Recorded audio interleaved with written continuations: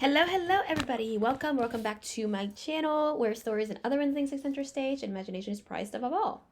So, we are here for a review of by the way, happy Saturday before I continue this. I'm sorry. Happy Saturday. And also, I hope you guys are having a fantastic morning and will continue to have a wonderful rest of your day. Welcome to today's video. Today, we are here for a review of House of Earth and Blood by Sarah J. Maas. So this is my last September video.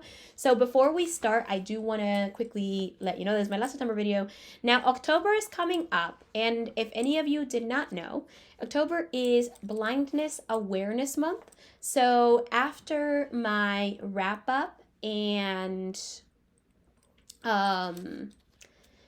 after my wrap ups, because October is also the time for monthly wrap up and quarterly wrap up. So after my wrap ups, I will be focusing on blindness content on Saturdays. There will be a Halloween review too. I'll be reviewing a thriller for Halloween. But point is, I will be focusing on blindness related content for most of October, and my reviews will start coming back on October 31st. So we'll start reviewing my regular program schedule. Will kind of start on, well, really not regular program schedule, but my reviews will start on October 31st, which will then lead to a wrap up, which will then lead to any other videos I have planned for November. I don't know them yet. But yeah, I do want to let you know that it will be a bunch of blindness content because it is Blindness Awareness Month in October, and I have things I want to share. So we're going there. All right? Sounds great. Awesome. I'll probably make a playlist, Blindness Awareness 2021. I don't know yet. Anyway, although I feel like blindness awareness should just be everywhere. Really, disability awareness should just be a thing all the time.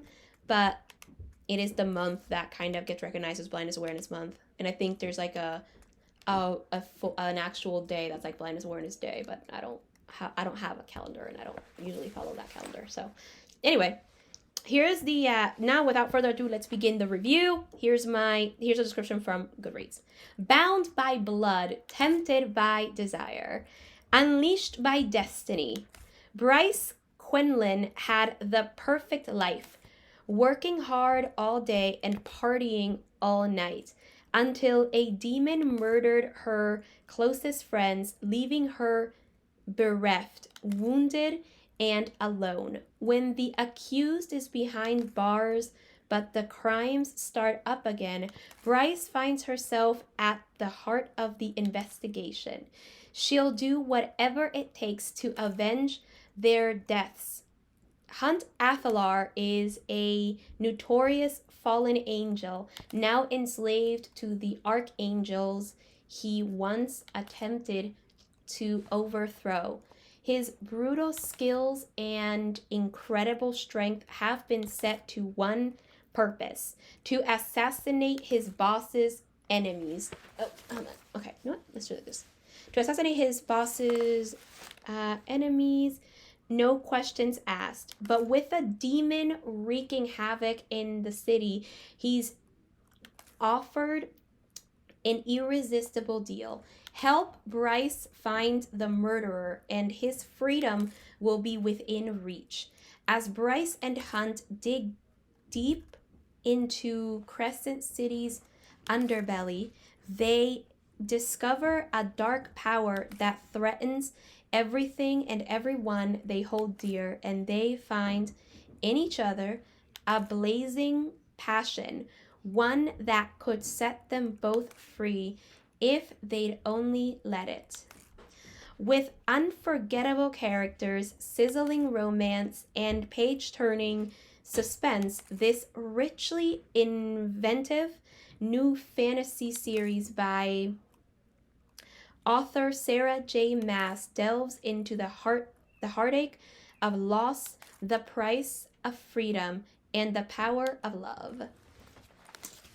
What an awesome description. I only remember reading it like the first time this came out.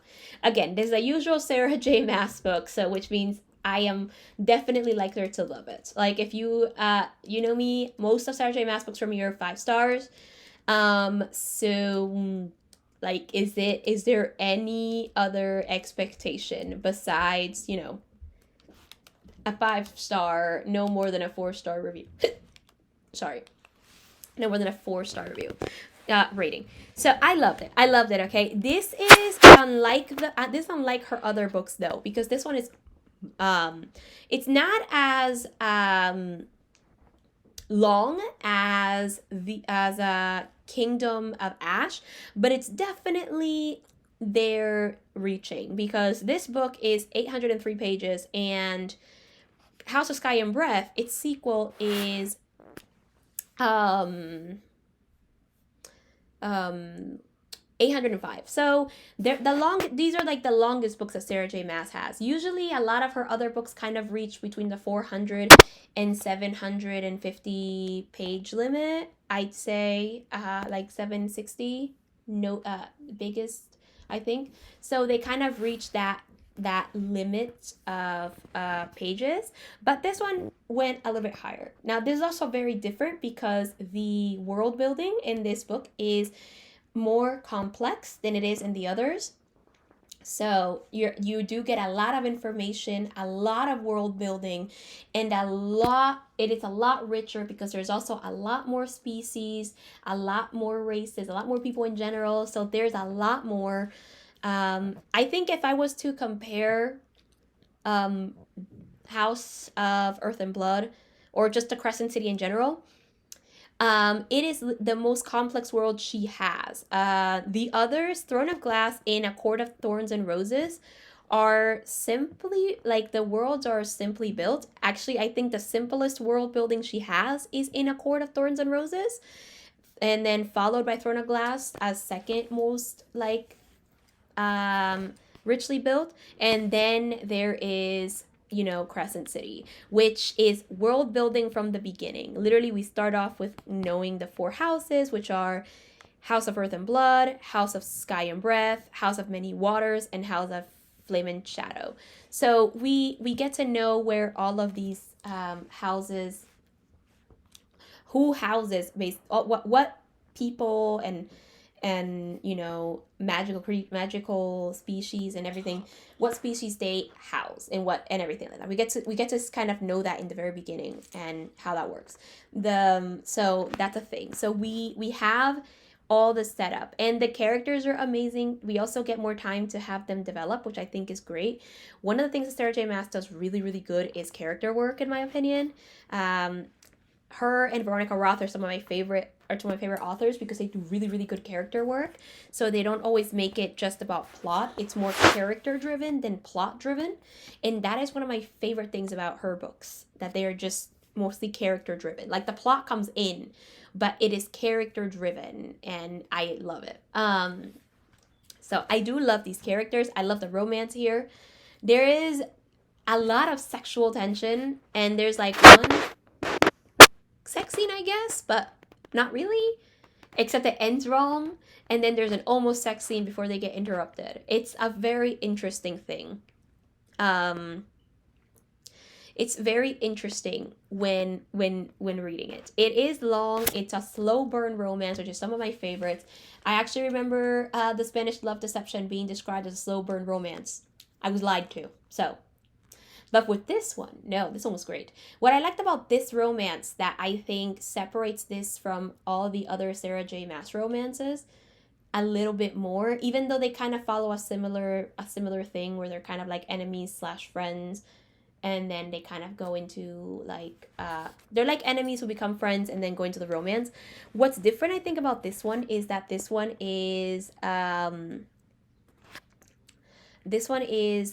more friendship, and it's more slow burn, and you kind of get to see the little things, like the messy parts of the romance, as well as the good parts, which is one of the other reasons I liked Nesta's romance so much. You get to see the messy parts of romance, and then you get to see like the good parts, not just of romance, but of relationships in general, especially friendships. I love the characters in this book. The character dynamics are great. Rune and Bryce's dynamic is one of my favorites. Honestly, like, the big one I have too is Bryce and Ember's dynamics. They're amazing. Mother and daughter are great. I loved it. I really also enjoyed Bryce and Hunt's dynamic and banter. It's great. Um, Bryce reminds me of like a more adult Aelin, especially when she started, and I love it. There is so much swearing in this book. Like every other sentence you'll get like a fuck or just like a any word. Like fuck is repeated a lot, but like there's like a lot of swearing in this book. So much. It's just I love it. I enjoyed all the swearing. I really did. It was great. I wish I could read you guys my favorite line, but I honestly don't have the book in Braille so right now, so I'm not going to. But it's definitely Danica's comment about Bryce. I'm not Bryce. Reed, and you know his thing about when finishing sex, apparently checking his phone and all the fun stuff. It was very interesting.